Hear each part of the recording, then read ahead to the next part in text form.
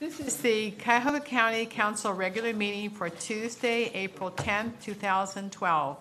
Madam Clerk, will you call the roll? Calling the roll, Ms. Simon. Here.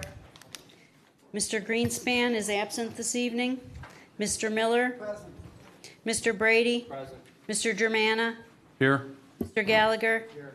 Mr. Schron. Here. Ms. Conwell. Here. Mr. Jones. Here.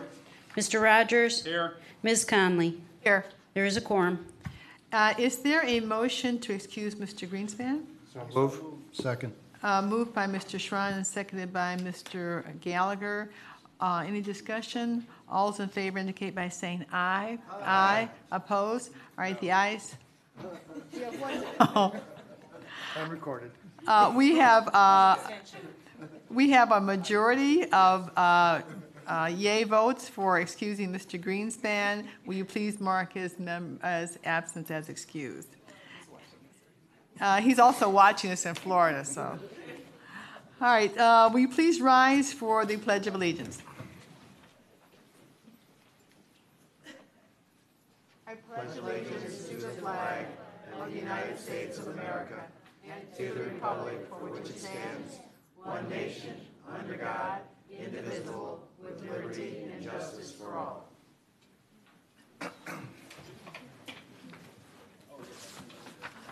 For our moment of silence this evening, please keep in mind the U.S. soldiers that gave the ultimate sacrifice for our nation in Afghanistan this past week, 3 of which were from Ohio, and also pray for the 5 victims, 3 of which have been fatally shot in Tulsa, Oklahoma. Keep all these victims, friends, and families in our thoughts and prayers.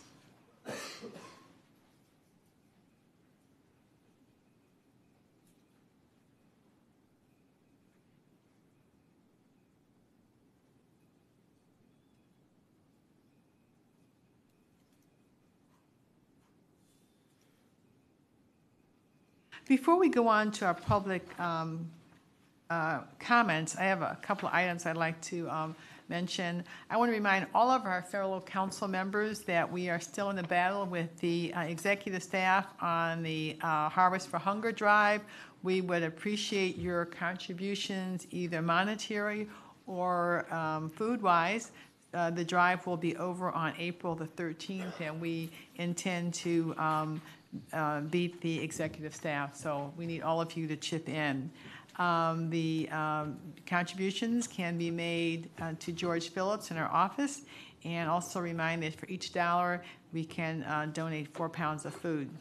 I also want to congratulate Team, is it Caffrey? From the General Accounting Division, who won the Tug of War Today competition for the Harvest for Hunger. I would also say that we had a pool as a result of March Madness, and thanks to the advice of Chiefs of Staff Joe Nani, I lost. Had I followed my first inclination, I would have won, but he is still working here on a very tentative basis. It's my understanding that our council team, the Council Crushers, finished 3rd in the competition in the Tug of War Today. And on Thursday at 11:30, there will be a cornhole tournament on the 2nd floor. The Office of Budget Management is putting on the competition, and we encourage our county staff to participate.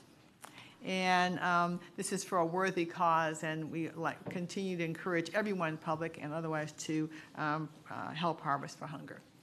I understand 4 people have signed in for public comment, and Jean, will you call the first one? Madam Chair, the list has grown a bit since we last spoke. Okay. The first person signed in to speak is Rick Zamora.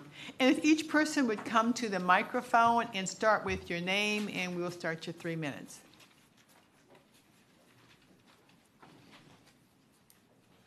My name is Rick Zamora.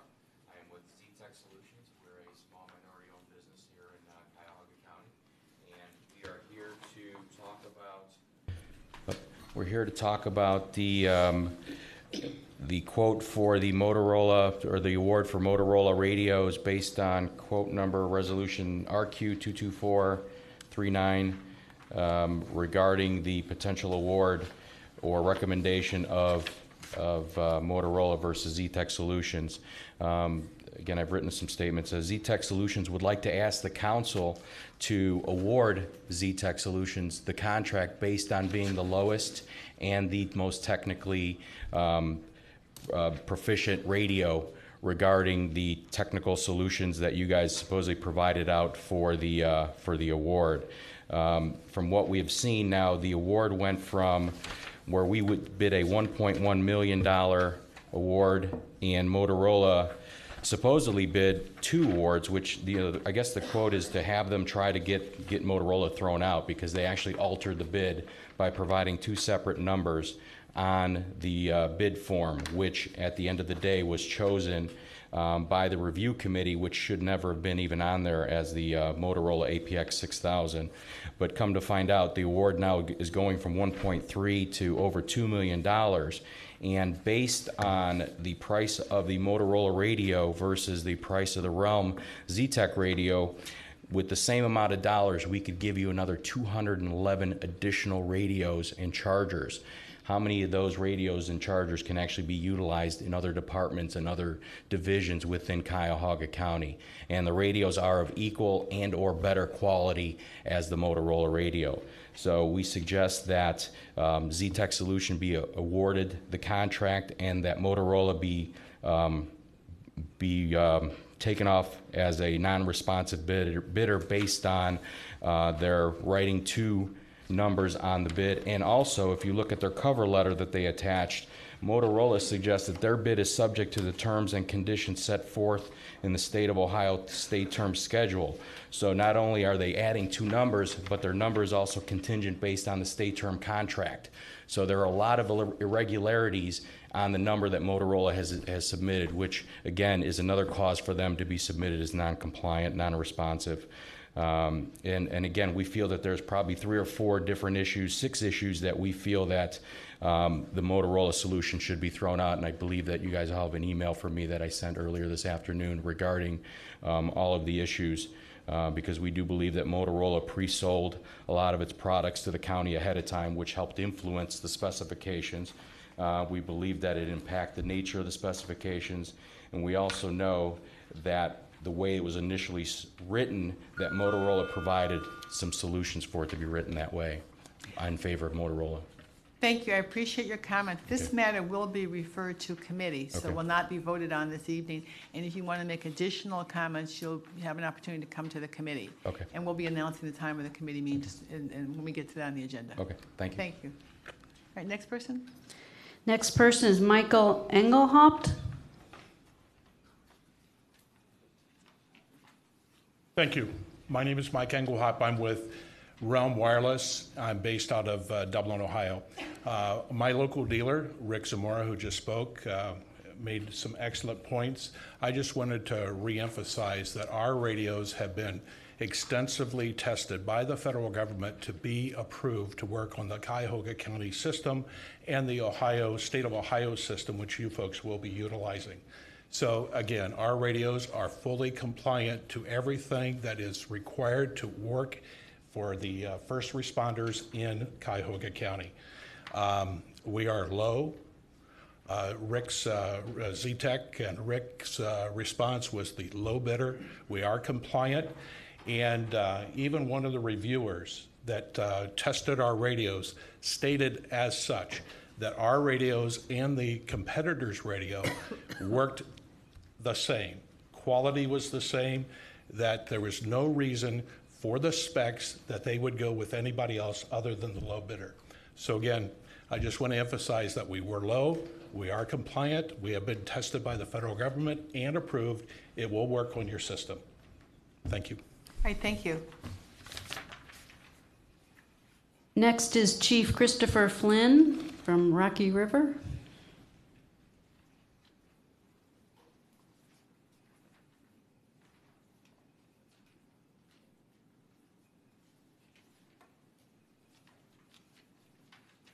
I'd like to thank you, council members, for the opportunity to speak. My name is Christopher Flynn. I am the Chief of Fire in Rocky River, and also I am the chair of the Communications Committee of the Urban Area Working Group. And it was our committee that came to the project of purchasing handheld radios at the instruction of the county executive and the mayor of Cleveland. It was our intention to find the best bid for the radios.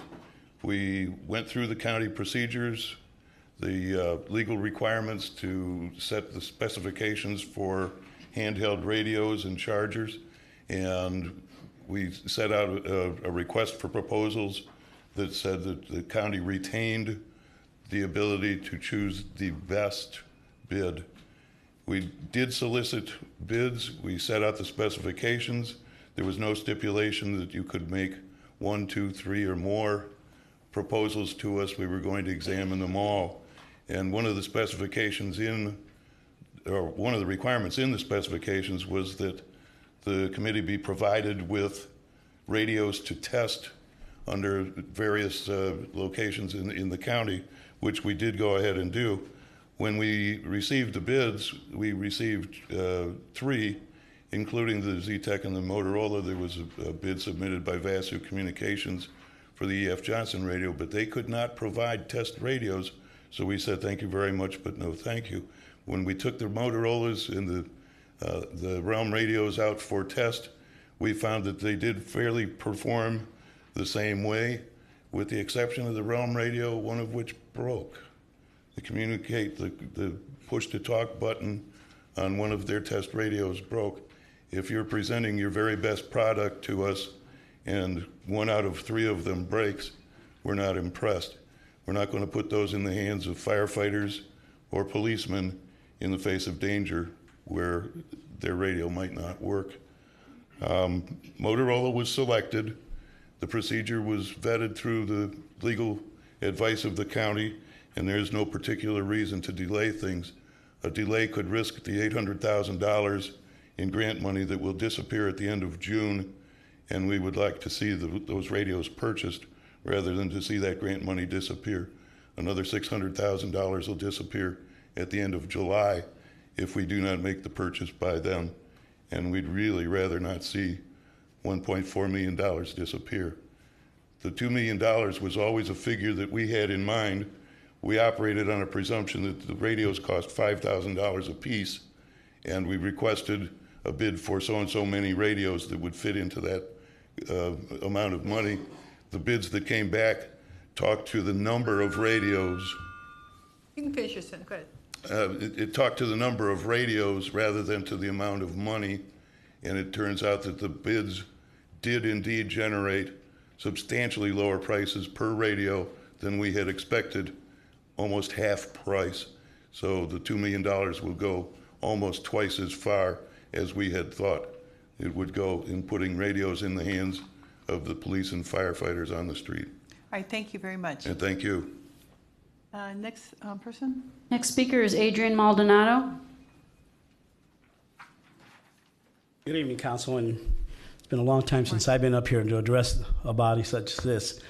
I don't want to talk about the radios because I don't know much about the radios, but Rick Zamora is a member of my business association, and I guess he felt that having me there as not only as a business associate, but someone who worked within this body had some knowledge about this. I would say this. I don't know much about the radios, but I do know about purchasing policy.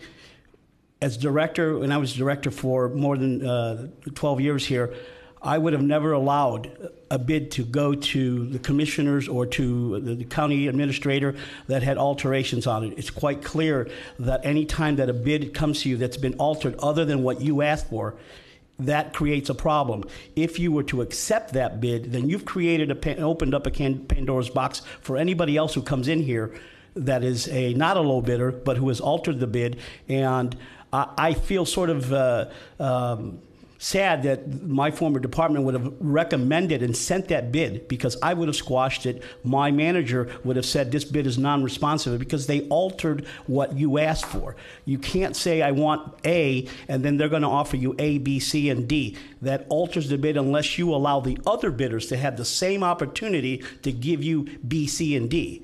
And that's the problem you have here. It's not the radios. I don't know anything about radios, but I know about the process. And to go ahead and make a recommendation on a bid that potentially has been altered, That's where the dilemma is. And as a body, that's where you need to take and say, okay, we cannot allow this loophole in our purchasing policies here to happen, because it will create a problem. It will create a problem for you legally. It will create a problem for you as a nightmare as a department, because then you will have people saying, I want my opportunity to alter that bid. You put out specifications. Vendors know that they're supposed to adhere to the policies and the procedures of those specifications, nothing more, nothing less. Lowest and best. That's the way it works. On an RFP, it's much different. You have some leeway, but on a bid where it's asking for price and product, that's where you have to toe the line. And I think that's the situation that you're in. Thank you again. Thank you very much. Once again, this matter will be referred to committee, and we'll be reviewing all these items. Final speaker on this matter is Chief William Shaw from the City of Solon.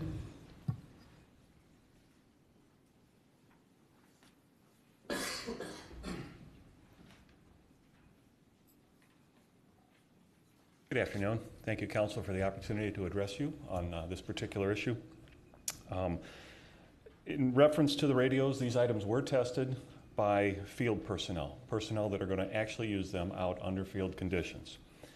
The testers rely on this equipment to keep not only themselves safe, but the residents that we serve and that you represent. And the safety of those citizens is obviously the highest on the list, as well as the safety of our first responders. The issue for fire departments, without getting too technical, is background noise. This has been an issue that was identified in 2008 with digital radios. The bottom line, Motorola fixed it, Realm has not. And I personally tested these radios and can attest, and probably will at the Safety Committee.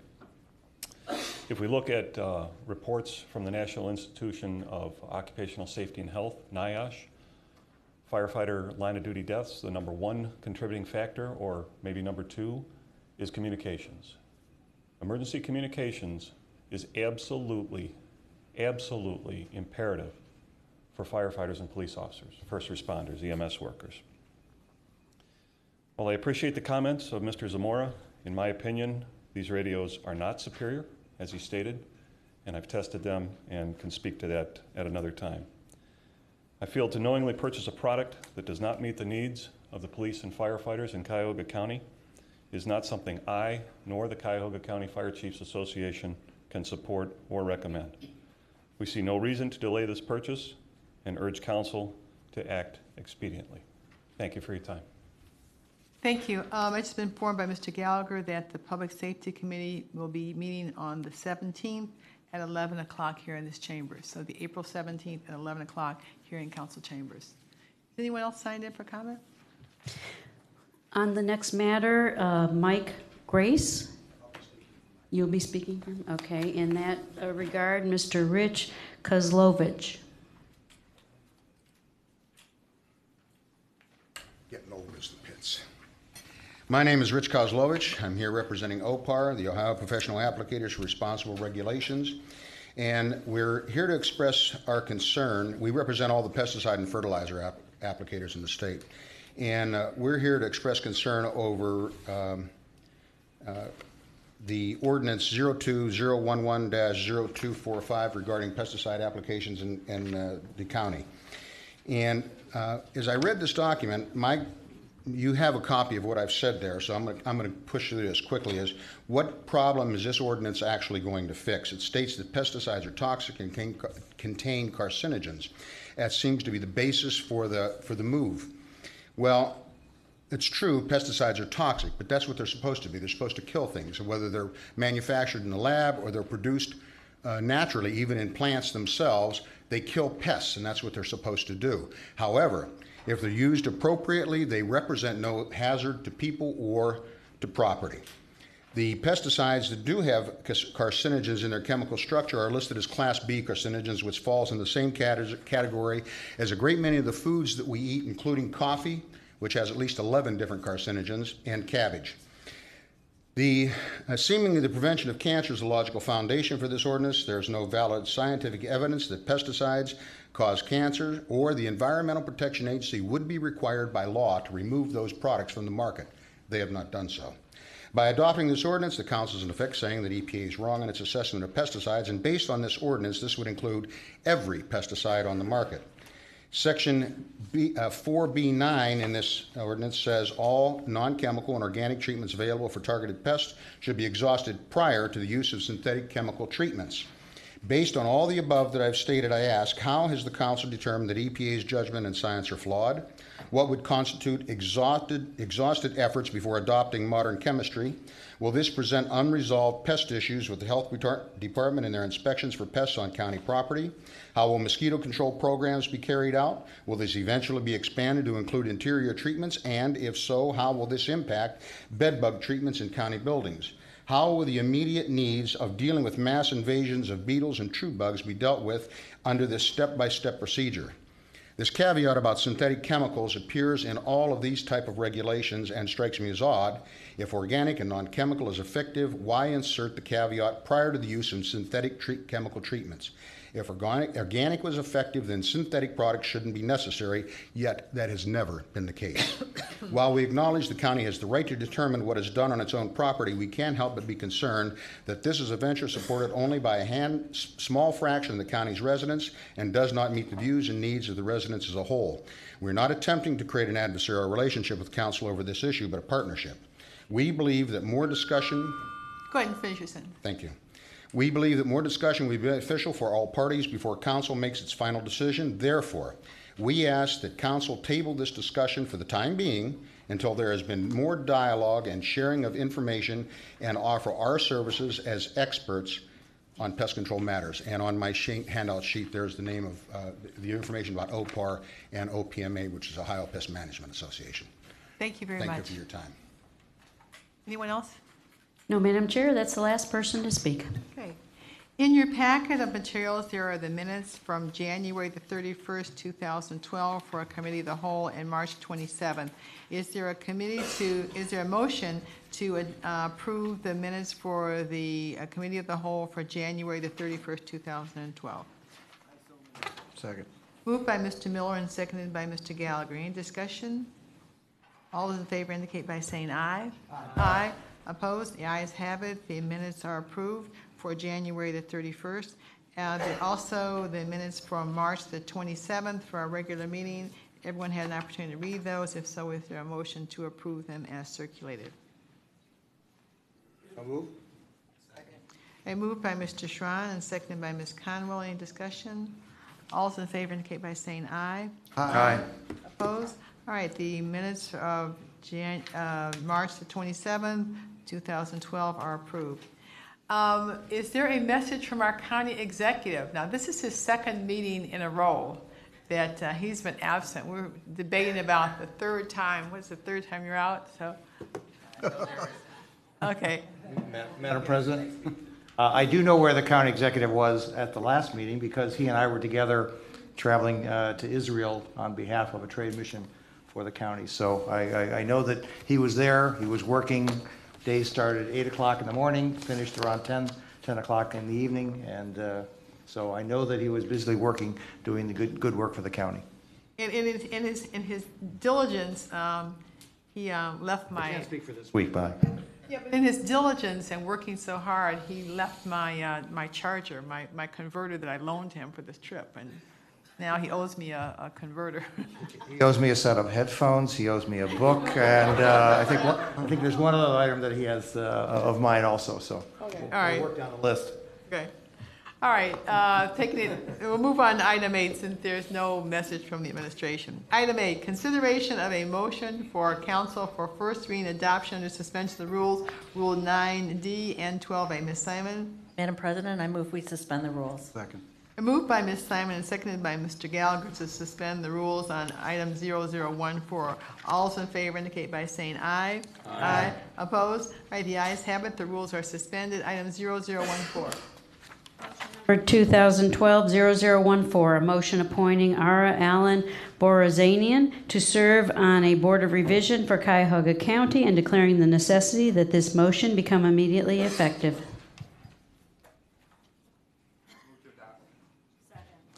Moved by Mr. Rogers and seconded by Ms. Simon. Is there any discussion? This is the vacancy on the Board of Revision that was created as a result of the appointment of Annette G. Butler to the Common Pleas Court. And the process was followed. Ms. Conwell, did you have anything to say about the process? No, it's, this committee has went through a process of hearing several candidates, the Board of Revision as well as council staff, and then it was brought to the full committee, the Human Resources Appointments Committee, and we all agreed on this recommendation. All right, is any other discussion? All those in favor indicate by saying aye. Aye. Opposed? All right, the ayes have it, and we now have another member of the Board of Revision. Item 9, consideration of a motion of council for first reading and referral to committee. Motion number 2012-0015, a motion confirming the county executive's appointment of various mayors to serve on the Cuyahoga County Planning Commission and declaring the necessity that this motion become immediately effective. The members are the Honorable Daniel J. Ursu, the Honorable Susan K. Infeld, the Honorable Michael P. Byrne, and the Honorable Kathy U. Mulcahy. These matters will be referred to the Human Resource Committee for consideration. Item 10, committee reports and consideration of a resolution of council for second reading and adoption under suspension of the rules. So we will suspend the rule that requires 3 readings. And Ms. Simon. President, I move we suspend the rules. Second. Moved by Ms. Simon and seconded by Mr. Gallagher to suspend the rules. All those in favor indicate by saying aye. Aye. Opposed? The ayes have it. The rules are suspended. Item 0051. Resolution number 2012-0051, a resolution approving the City of Cleveland to retain certain city land bank parcels for devotion to public use as an East Side maintenance facility and declaring the necessity that this resolution become immediately effective for the parcels as numbered on the agenda, items 10A 1 through 9. Adopt. Moved by Mr. Miller and seconded by Mr. Brady. Is there any discussion on this? From what I understand, it's required that the county basically have a sign-off on these parcels. So we didn't own them, but we are required to have a sign-off on them. Madam President and my colleagues, this resolution provides the necessary sign-off from Cuyahoga County for the City of Cleveland to assemble these parcels and make productive use and build an East Side maintenance facility, and the Finance and Budgeting Committee recommends approval. All right, thank you. Any other discussion? All right, in favor indicate by saying aye. Aye. Opposed? All right, the ayes have it. The resolution is adopted. Item 11, consideration of a resolution of council for third reading adoption. Resolution number 2012-0041, a resolution supporting and collaborating with Emerald Cities Cleveland, Cuyahoga County to create a clean energy economy in Cuyahoga County by developing community workforce opportunities, enhancing environmentally sustainable practices, and assisting Cuyahoga County and its political subdivisions to meet the United States Department of Energy's Better Buildings Challenge to make municipal buildings and facilities 20% more energy efficient by 2020. Second. All right, moved by Mr. Rogers and seconded by Mr. Miller. Mr. Rogers, did you want to speak on this? Only to say that we've had several meetings in committee on this, as well as meetings with members of the Public Works Department, and I know members of the council also attended a meeting with representatives from Emerald Cities. And essentially, this is an opportunity for the county to partner with Emerald Cities and their assistance. They provide technical assistance, help in raising money to basically make our buildings more energy efficient. There's also a workforce development piece to this work. So through this partnership, we'll be identifying members of the communities in which we'll be doing work to get them trained to actually do the work to make our buildings more energy efficient. So this is passed through committee with overwhelming support, and the committee asked that the full council support this resolution. All right, thank you. Any other discussion on this? Madam Chair, could I add my name to that, please? All right, add Ms. Conwell's name, please. And Mr. Brady. I'd like to commend Mr. Rogers. He took the initiative on this. All right, all those in favor indicate by saying aye. Aye. Opposed? All right, the ayes have it. The resolution is adopted. Item 12, consideration of an ordinance of council for third reading adoption. Ordinance number 2011-0047, an ordinance prohibiting the use of pesticides on property owned by Cuyahoga County and requiring the adoption of an integrated pest management program for county-owned properties and declaring the necessity that this ordinance become immediately effective. Move to adopt. Moved by Ms. Simon and seconded by Mr. Rogers. Is there any discussion? Yes, Madam President, I move that this motion be tabled in recognition of the information that we've received and some of the background. I don't think that that we would be harmed by taking a little more time in regards to this this measure. The cost venting, the aspects that have been indicated by the documentation we've received, and I ask this matter be tabled and sent back to committee. I object, Your Honor, to, Madam President. I forgot you're not president. Is there a second? All right, the motion fails for want of a second. All right, any other discussion? I'll second Mr. Schron's. All right, seconded by Mr. Jimana. And we need to have a vote on the motion to table. You want to call the roll? Well, Madam President, may I speak to that then? I mean, Yes, I'm sorry. okay, thank you. A couple things I want to say to this is we have vetted this in committee for probably several months now and have had numerous meetings and had the opportunity to address the concerns that were brought forward today. And by the way, the concerns that were brought forward is from the industry, an industry that makes money off of pesticides. So that's the first issue I want to say. We met with the Cuyahoga County Board of Health several times in committee and outside committee. We met with Public Works. We met with our contractor who addresses the concerns that were raised today. We address costs.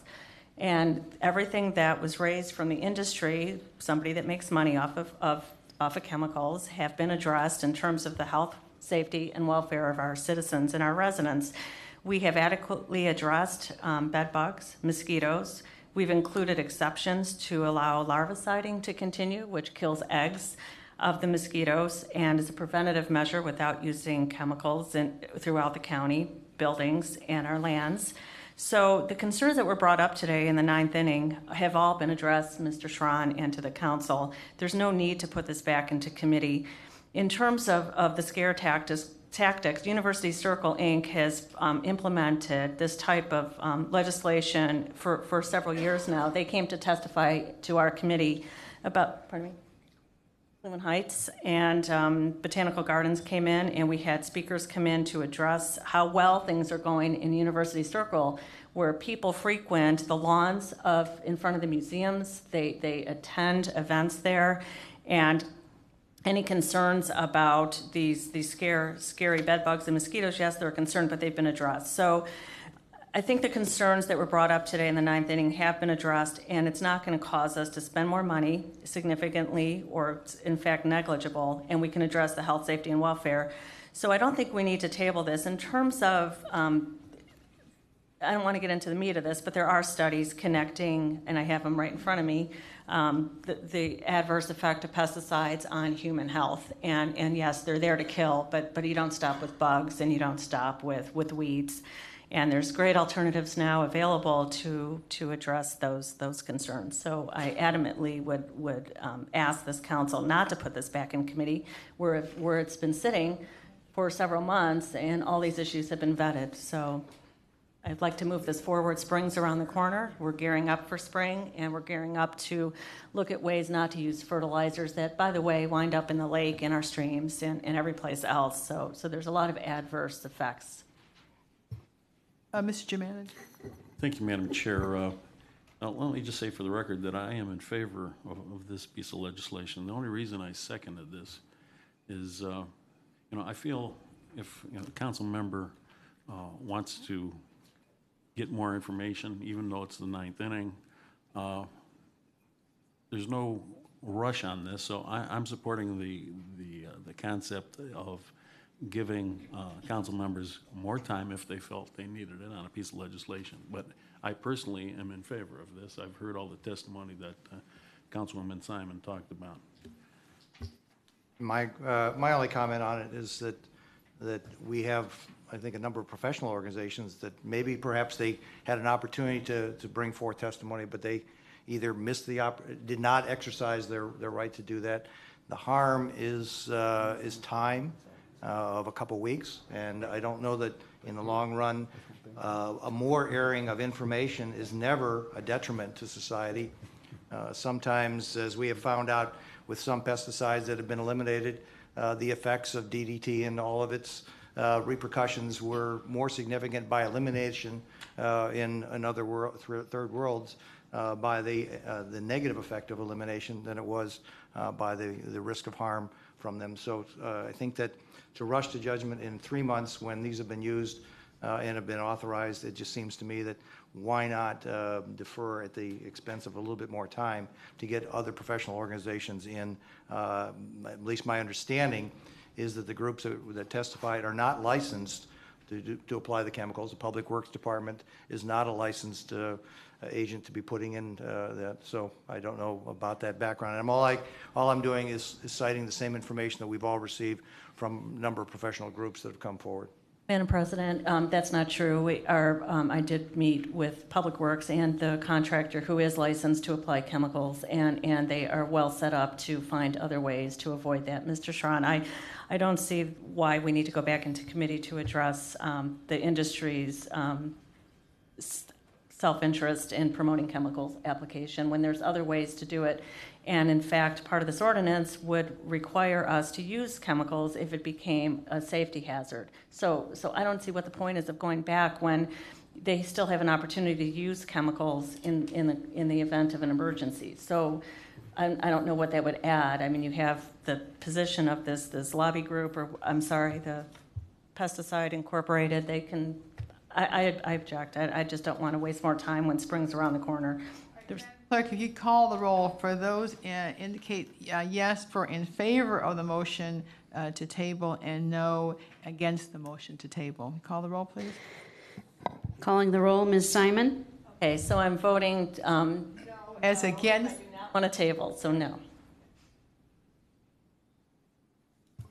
Okay, Mr. Greenspan is not here. Mr. Miller? No. Mr. Brady? No. Mr. Germana? Yes. Mr. Gallagher? No. Mr. Schron? Yes. Ms. Conwell? No. Mr. Jones? No. Mr. Rogers? No. Ms. Conley? No.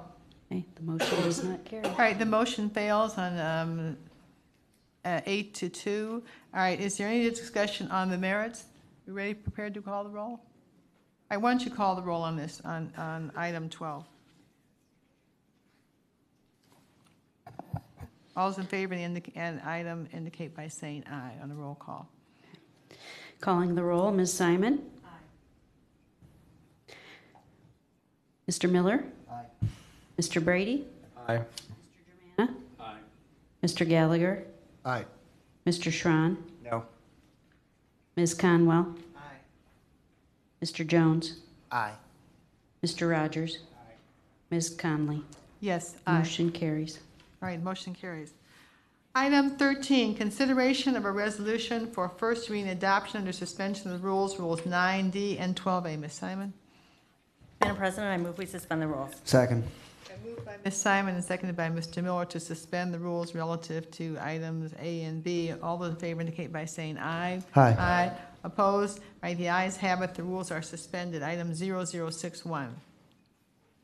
Resolution number 2012-0061, a resolution amending the 2012-2013 biennial operating budget for 2012 by providing for additional fiscal appropriations from the general fund and other funding sources, for appropriation transfers between budget accounts and for cash transfers between budgetary funds in order to meet the budgetary needs of various county departments, offices, and agencies, and declaring the necessity that this resolution become immediately effective. Move to adopt. Second. Moved by Mr. Miller and seconded by Ms. Conwell. Once again, this is the biweekly transfer of funds between accounts. These are always available online. They're available in the packet if anyone wants to take a look at them. Council goes over them quite carefully and raises questions. But this is just ordinary transfers in the carrying out of business for the county. Does anyone have any particular items? Mr. Miller, did you have anything to say? Madam President and my colleagues, the original version of this legislation was mostly very routine, containing mostly items to appropriate the money from various grants that the county had received, but contained one item that we wanted to have more study and discussion about regarding the consulting contract for the process we're going through on the 66 county buildings. And so at our request, the properties item was separated out into a separate piece of legislation, which is going to come up later, and that item is going to be referred to committee. But I would recommend this item that it is routine and we can pass it under suspension. I think that's item 0069 that we pulled off this agenda, so we'll be referring that to committee when we get to it on the agenda. All right, is there any other discussion on these matters? All right, all those in favor indicate by saying aye. Aye. Opposed? All right, the ayes have it. The resolution is adopted. Item 0062. Resolution number 2012-0062, a resolution amending resolution number 2011-0277, which authorized awards on requisition number 20292 to various providers for group health care benefits for county employees and their eligible dependents, including medical and pharmacy benefit management services for the period January 1, 2012 through December 31, 2014, to change the name of a provider from United Healthcare Insurance Company to United Healthcare Services Incorporated, and declaring the necessity that this resolution become immediately effective. Yes, Madam Chair, may I speak to this? Yeah, you want to move first, and then we'll give you. I move to adopt. Second. Moved by Ms. Conwell and seconded by Mr. Miller. Ms. Conwell? Yes, as is clearly stated in the resolution, it is just a name change, and this is a contract that we've already approved in the past, so we've talked about it and vetted it out before, but it's just a name change, so the contract has to be updated to reflect the name. So, Any other discussion, any other comment? All right, all those in favor indicate by saying aye. Aye. Opposed? All right, the ayes have it. The resolution is adopted. Item 14, consideration of resolutions for first reading and referral to committee. Resolution number 2012-0050, a resolution authorizing a contract with United Way of Greater Cleveland Incorporated in the amount not to exceed $821,587.50 for food and allocation of funds for hunger centers serving needy residents in Cuyahoga County for the period April 1, 2012 through December 31, 2012, authorizing the county executive to execute the contract and all other documents consistent with this resolution, and declaring the necessity that this resolution become immediately effective. All right, so go to Health and Human Services.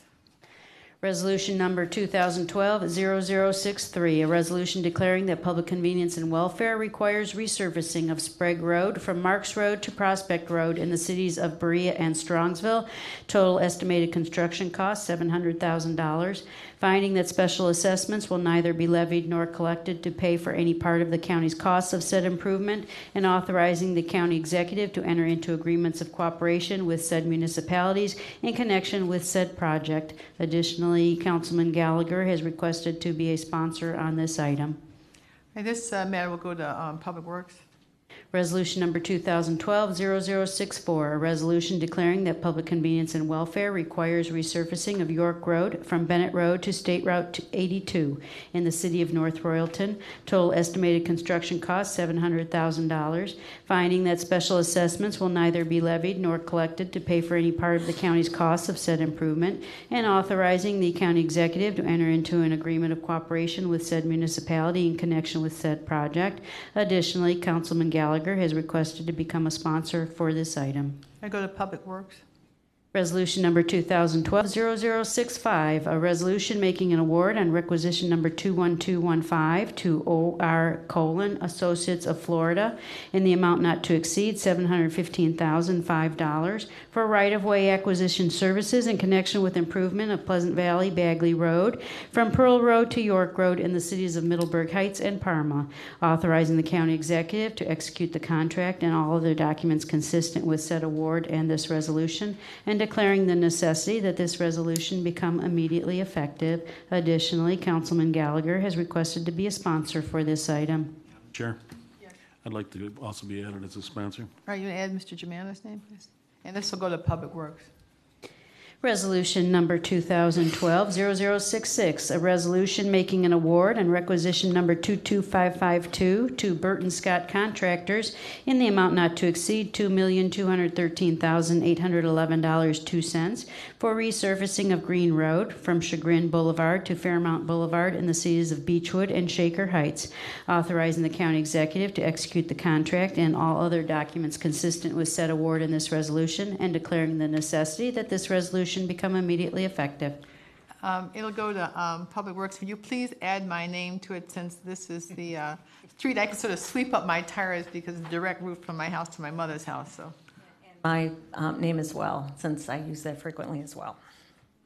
all right, item 0067. Resolution number 2012-0067, a resolution making an award and requisition number 22624 to Suburban Maintenance and Construction Incorporated in the amount not to exceed $908,993.93 for replacement of Austin Powder Drive, Bridge number 137 over a branch of Tinkers Creek in the village of Glen Willow, authorizing the county executive to enter into a contract consistent with said award, and authorizing the county engineer on behalf of the county executive to make an application for allocation from county motor vehicle $5 license tax funds in said amount to fund said contract. So go to My name to that one. Mr. Shrine. That's one of our hot development spots. All right, and so this will go to Public Works. Resolution number 2012-0068, a resolution authorizing a revenue-generating agreement with Woods Cove 2 LLC as purchaser and Axis Capital Management Incorporated as servicer in the amount not to exceed $7 million for the sale of tax lien certificates, authorizing the county executive to execute the agreement and all other documents consistent with this resolution, and declaring the necessity that this resolution become immediately effective. This will go to Finance and Budget. Resolution number 2012-0069, a resolution amending the 2012-2013 biennial operating budget for 2012 by providing for an additional fiscal appropriation from the general fund in order to meet the budgetary needs of a county department, and declaring the necessity that this resolution become immediately effective. For the Finance and Budget, this is the one that we pulled off of the regular agenda. Thanks to Madam yes. President, the two items just referred will be heard in the Finance and Budget Committee at our regular meeting, which is next Monday, the 16th at 1 p.m. All right, it's April 16th at 1 p.m. All right. All right, item 0070. Resolution number 2012-0070, a resolution making an award on requisition number 22439 to Motorola Solutions Incorporated in the amount not to exceed $2,071,650 for the purchase of interoperable radios and vehicular chargers for the Department of Public Safety and Justice Services, authorizing the county executive to execute the contract and all other documents consistent with said award in this resolution, and declaring the necessity that this resolution become immediately effective. This matter will go to Public Safety. Item 15, Committee Report and Consideration of Resolutions for Second Reading under Suspension of the Rule. Ms. Simon? Move we suspend the rules. Second. By Ms. Simon, seconded by Mr. Gallagher, suspend Rule 9D. All those in favor indicate by saying aye. Aye. Opposed? All right, the ayes have it. This is just suspending the rules, and we're only going to do 2 readings instead of 3. Item 0023. Resolution number 2012-0023, a resolution declaring that public convenience and welfare requires replacement of Rockside Road Bridge number 3.32 over the Cuyahoga River in the City of Independence and Village of Valley View. Total estimated construction cost, $8 million. Finding that special assessments will neither be levied nor collected to pay for any part of the county's costs of said improvement, and authorizing the county executive to enter into agreements of cooperation with said municipalities in connection with said project. Move to adopt. Second. Moved by Mr. Schrein and seconded by Ms. Conwell. Is there any discussion on this? All right, all those in favor indicate by saying aye. Aye. Opposed? All right, the ayes have it. The resolution is adopted. Item 0024. Resolution number 2012-0024, a resolution declaring that public convenience and welfare requires resurfacing of Emery Road from Northfield Road to Marigold Avenue in the City of Warrensville Heights and Village of North Randall. Total estimated construction cost, $3,300,000. Finding that special assessments will neither be levied nor collected to pay for any part of the county's costs of said improvement, and authorizing the county executive to enter into agreements of cooperation with said municipalities in connection with said project. Move to adopt. Second. Moved by Mr. Jones and seconded by Ms. Conwell. I'd like to add my name to this legislation. The cities of Warrensville and North Randall are in District 9, which is my district. Any discussion on this? And Madam President, I'd just like to say that these are sets of our initial contracts under our new pavement policy. Over the years, cities have always contributed a portion to the federal dollars that have gone to do the road work on their county roads. The county has, as a result of our new pavement policy, have waived that 20% maximum that a city might have to contribute. And as a result, this is a very helpful policy to the municipalities of this county, and I ask my colleagues to support this and the other upcoming contracts. All right, and I know in the particular village of North Randall is particularly strapped, so they certainly probably couldn't finance this without this program. All right, any other discussion? All those in favor indicate by saying aye. Aye. Opposed? All right, the ayes have it. 0025. Resolution number 2012-0025, a resolution declaring that public convenience and welfare requires resurfacing of Turney Road from Sladen Avenue to Hathaway Road in the City of Garfield Heights. Total estimated construction cost, $4,125,000. Finding that special assessments will neither be levied nor collected to pay for any part of the county's costs of said improvement, and authorizing the county executive to enter into an agreement of cooperation with said municipality in connection with said project. Move to adopt. Moved by Mr. Jones, seconded by Mr. Rogers. Any discussion on this item? All those in favor indicate by saying aye. Aye. Aye. Opposed? The ayes have it. 0054. Resolution number 2012-0054, a resolution declaring that public convenience and welfare requires resurfacing of Egbert Road from Dunham Road to Walton Hills East Corporation Line in the Village of Walton Hills. Total estimated construction cost, $2,536,935. Finding that special assessments will neither be levied nor collected to pay for any part of the county's costs of said improvement, and authorizing the county executive to enter into an agreement of cooperation with said municipality in connection with said project. Move to adopt. Second. Moved by Mr. Jones and seconded by Mr. Schron. Any discussion on this item? All right, all those in favor indicate by saying aye. Aye. Opposed? All right, the ayes have it. 0055. Resolution number 2012-0055, a resolution making an award and requisition number 20292 to Sun Life Assurance Company of Canada in the amount of $1,953,538 for group health care benefits for county employees and their eligible dependents, including stop-loss insurance, for the period January 1, 2012 through December 31, 2012. Authorizing the county executive to execute a contract and all other documents consistent with said award in this resolution, and declaring the necessity that this resolution become immediately effective. Move to adopt. Second. Moved by Mr. Schrein and seconded by Mr. Miller. Any discussion on this? This is the overinsurance, so in case of catastrophic injury, that this is the insurance that covers county employees. This covers our, Madam Chair, this covers our major claims in addition to beyond our current insurance. And reason being why we accepted the bid offer from the company in Canada, they do have offices here, but the one that we had previously bid with had some kind of stipulations, and they weren't going to cover some of our current employees' major claims that we have. So we chose as a county to go with the Canada. And then we do have Director Ms. Durkins, Lisa Durkins here to explain further. Is there any comments you want to make, Ms. Durkin? This is Lisa Durkin from Human Resources. This is our stop loss that does cover our losses on each claimant and prescription drug over $225,000 in a year's time. And this was the lowest and best bid. Any other questions?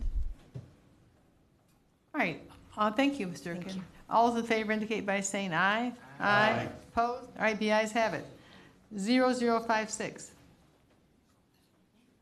Resolution number 2012-0056, a resolution making awards on requisition number 20783 to various appraisers in the total amount of $900,000 for real estate appraisal services subject to sheriff's sale for the period May 1, 2012 through April 30, 2014, and authorizing the county executive to execute the contracts and all other documents consistent with said awards and this resolution for the persons on the agenda, items F1 through 11. Move to adopt. Second. Moved by Mr. Schron and seconded by Mr. Miller. Mr. Gallagher, this was heard in public safety. Did you want to have any comment on this? Yes, Madam Chair. As the resolution stated, it's for the outside appraisals for various sheriff sales parcels for this year going forward. I will have to recuse myself from this vote, though. Right. I will also have to recuse myself from this vote. I just recognized the name for the first time. Okay. Madam President, I will have to recuse myself as well. Ooh. So. I used to work for this man. We ask the law director for a comment in regards to whether mere notice of a name would be constituting a basis for recusal. And I'm not challenging any of the other three members. I'm challenging myself as far as. Madam, just to be clear, I'll just explain that I used to work for one of these people. There's no conflict, but I feel like I'd like to do that. Yeah, having not worked for them, but I do recognize a name on there. That by itself, I don't believe is a basis. Mere recognition of a name, I don't think would suffice to qualify as the conflict of interest, but I would need more information to evaluate. You actually worked for this person? Perhaps. I mean, just recognition of a name. I don't see why. I might even recognize some of these people by face if I. Is that the same condition for the other council members? I'm friends with one of them, and they also supported me financially in a campaign. Okay. All right. I think that takes care of that. Do we have enough votes? We have enough votes. Can we open our Speak a little louder to the microphone, Mr. Gallagher. All right. Do you want to, Ms. Simon? Did you? We have enough votes, though. Right? I mean, well, I can just say that I don't think there is a conflict. It's just an appearance that past clients of mine have used one of these appraisers in the past. I don't think as a conflict, but just as a mere. I don't think that would. Okay. To Councilman. To Okay. Council President. We need to I don't call think the that- roll then. Do you want to call the roll? All right, so we need 7 Right. in order for this to pass. Okay, calling the roll. Ms. Simon? Yes. Mr. Miller? Yes. Mr. Brady? I recuse myself. Mr. Germana? Yes? Mr. Gallagher? Mr. Schron? Yes. Ms. Conwell? Yes. Mr. Jones? Yes. Mr. Rogers? Yes. Ms. Conley? Yes. The motion carries then. We have 8 yeses and 2 abstentions. So we have, right, the motion carries. All right, thank you. All right, item 0057.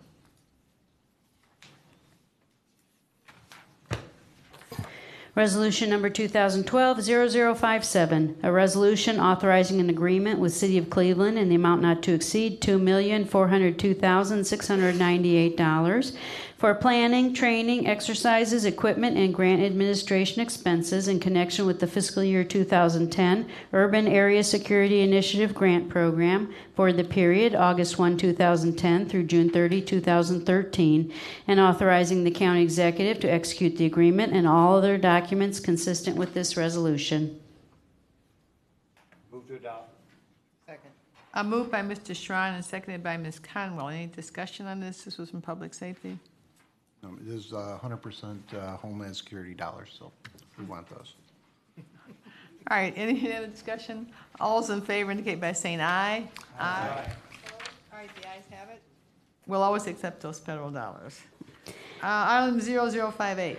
Resolution number 2012-0058, a resolution amending resolution number 2012-0034, which made awards on requisition number 21241 to various providers for the family-to-family neighborhood system of care for the period April 1, 2012 through March 31, 2014, and declaring the necessity that this resolution become immediately effective.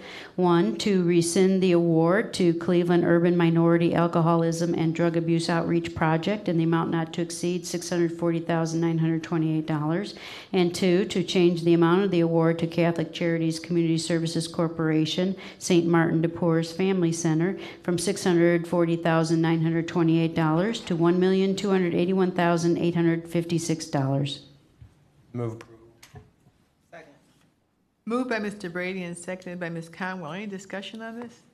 Madam Chairperson, just that if I understand this language, but within what's in front of you in terms of the first point, how the 2 points is the rescinding of the award to Cleveland Urban Minority Alcoholism and Drug Abuse Outreach Project. I'd like Mr. Warner, thank you very much, to explain why we're rescinding that award, how that happened.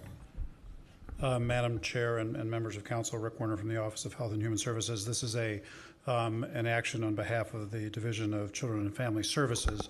The history to this is we've had our family-to-family neighborhood collaborative approach in place for 15 or 20 years, and we have community collaboratives in a number of City of Cleveland neighborhoods as well as surrounding suburbs.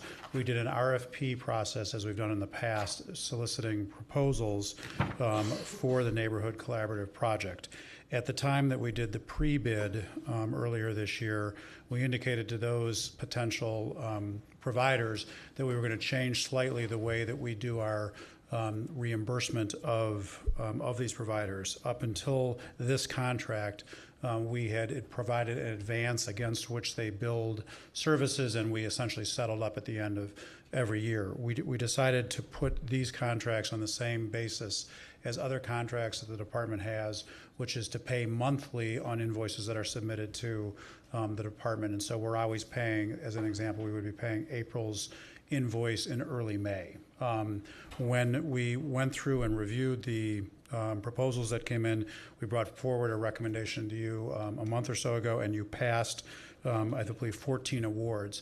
When we sat down to negotiate the contract, the Urban Minority Alcoholism and Drug Abuse Outreach Project, which serves the Huff neighborhood, decided that they could, from a cash flow basis, not they couldn't abide by our new practice of paying at the beginning of the next month for the services that have been rendered prior, and so they voluntarily asked to be taken off the list of awardees.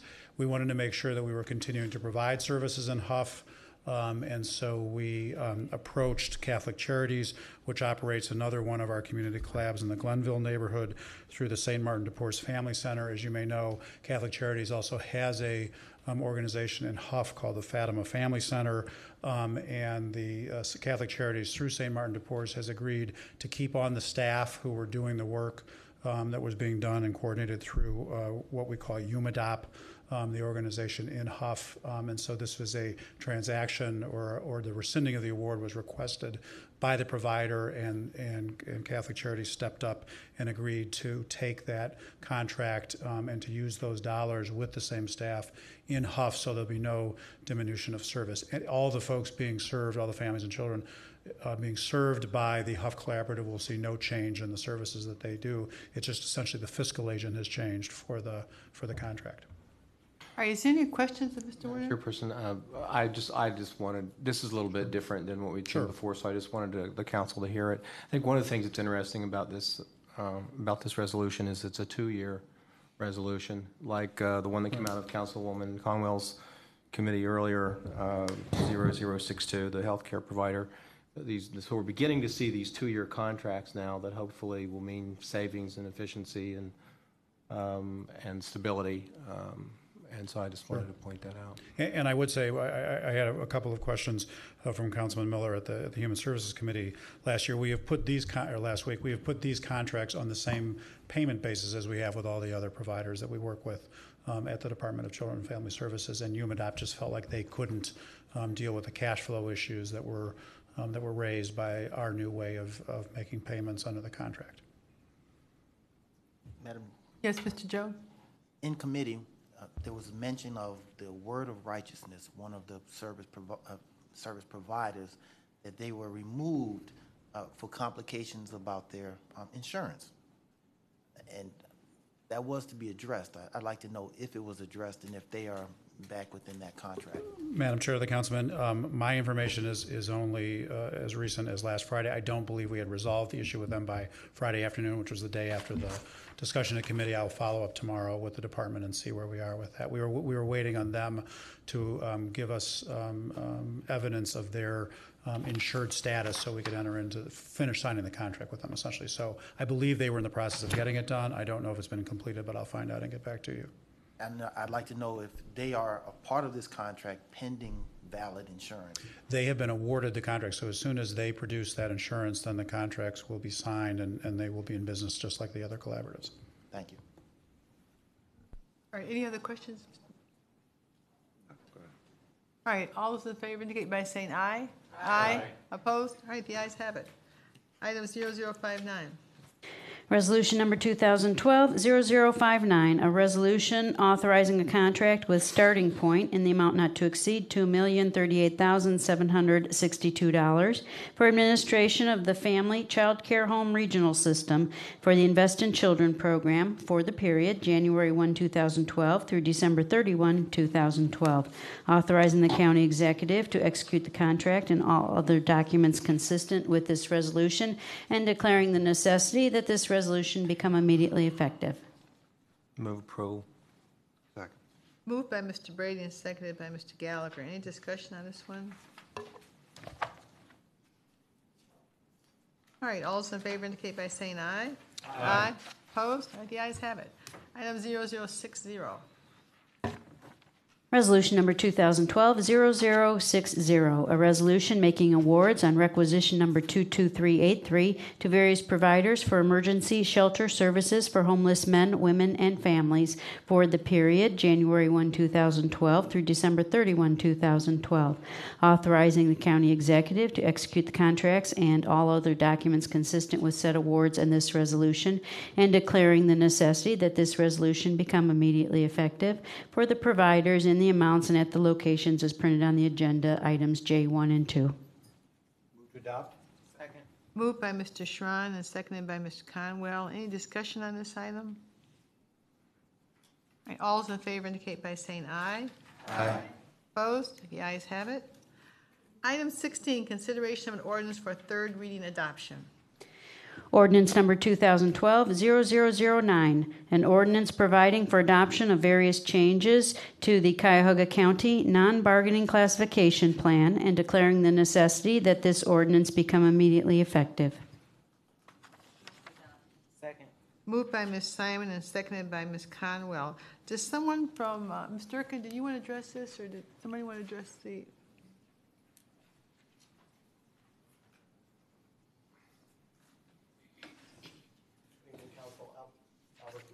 Department of Human Resources. What you have before you are classifications that are new and needed for the department, fiscal department as a result of the Archer study, and also a new classification. And a new classification for the Communications Department and the Department of Development. So this is still a part of this process where we're putting all the county employees under the same set of rules, essentially? That's correct. These are classifications that did not exist due to the unique functions of those former elected officials that we have to create as part of the county's large class plan. Okay. Any other comments or questions? All right, all those in favor indicate by saying aye. Aye. Opposed? All right, the ayes have it. Item 17, miscellaneous committee reports. Anybody have miscellaneous committee reports? You want to start this in and... Madam President and my colleagues, at the last meeting of Finance and Budget, the committee recommended two ordinances which would create a reserve and replenishment policy for the county's general fund and the Health and Human Services levy fund. At the same time, there was an interest expressed in having some further discussion on this issue in a full council context. And Council President Connolly agreed that we could do this as part of the second reading of the legislation. Since the sponsor, Councilperson Greenspan, could not be with us today, we held that until the next meeting, which is on the 24th. And so at our next meeting on the 24th, when these two ordinances come up for second reading, I would invite any of my colleagues to make any statements of support or concern or raise any issues that they have regarding the reserve and replenishment proposals. Thank you. Mr. Gallagher? Yes, just that the Health and Human Services Committee will be meeting this Thursday at 1 o'clock.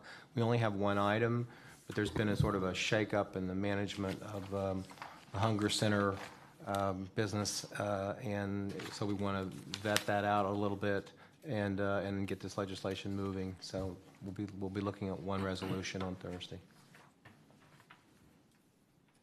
Thank you, Madam President. Safety will be Tuesday, the 17th, 11 a.m. And we had our first meeting of the ad hoc committee on properties. It was very meaningful. We had discussions with the law director and from Public Works, and we're anticipating starting to go out and tour some of the county properties probably within the next week or so. And I don't think we've set another meeting, but we'll be notifying of our next meeting of that properties committee. But it was very beneficial.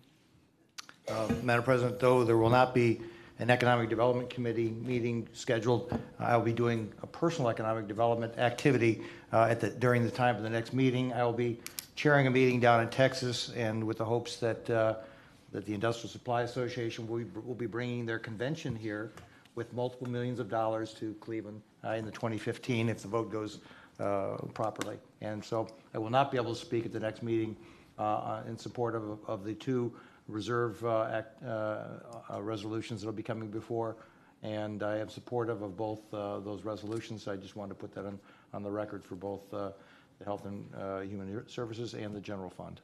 I get to go to Columbus. You went to Texas. You went to Israel. Something wrong with this picture. All right, go ahead, Ms. Conwell.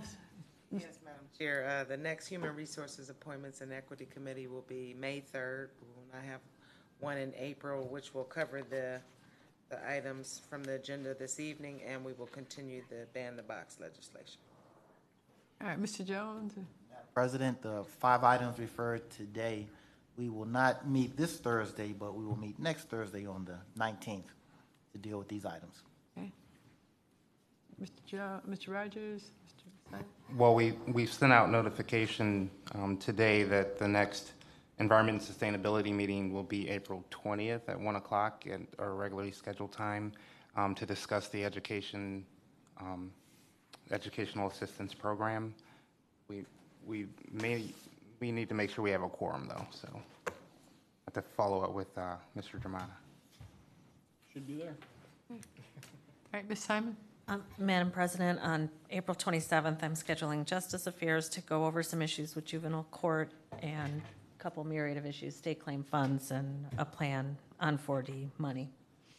And also, Madam President, if we're still open on the 24th to show Forks Over Knives, that's still out there to see if we don't have a work session, that's when we're planning to show it. And that's the documentary featuring Dr. Esselstyn, acclaimed from the Cleveland Clinic, and he wrote a book about reversing heart disease by diet. And it's interesting, as part of our Wellness Alliance program, we're going to be bringing him in to speak to the county employees, but this is the preview to what he has found in his studies. So if that's still good, then we'll play it by ear. Right. Any miscellaneous business?